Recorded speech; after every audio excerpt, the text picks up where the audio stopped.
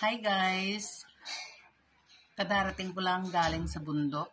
Nanguha kami ng mga ani. Dahil mabigat yung mga na lang ako kaya kong dalhin. Bitin. Na. Ito siya. Saging na saba. Nagtiba kami kanina isang puno. Ayan. Tapos, mayroon pang isang klaseng saging. Ayan. Saging lakatan. For information, organic po yan mga kapatid.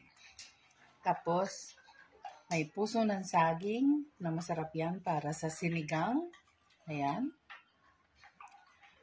Tapos, nanguha din ako ng talbos ng sitaw. Ayan siya. Ayan, talbos ng sitaw. Itinali ko, 2 tali lang. Organic din po yan.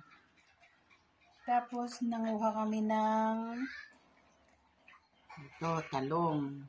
Malilit lang itong talong, pero ano yan, organic din yan. At siling tari, ayan na mga guys. Ano yan, mga ani ko na yan doon sa aking garden. Nag-uumpisa na po siyang mahinog yung mga bunga ng sili. Tapos yung okra, ano na lang siya, konti na lang kung magbigay ng bunga dahil ano na siya, patuyo na. Ayan.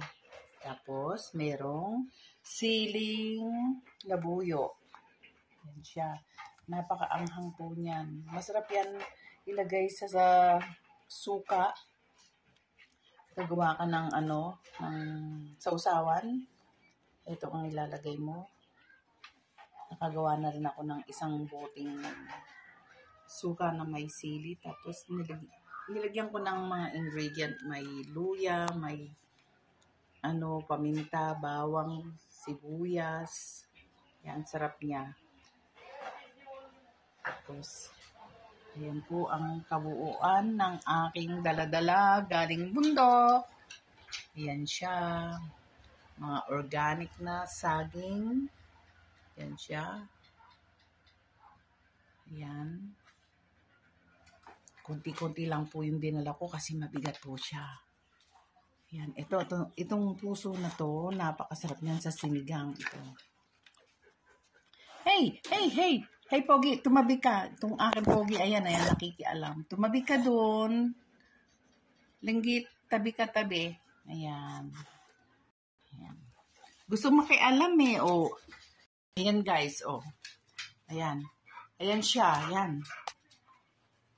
Nahiya pa. Ay, yung isa, nakadapa. Ito, ayan. Ayan, Pogi na yan. Ang Pogi namin binata.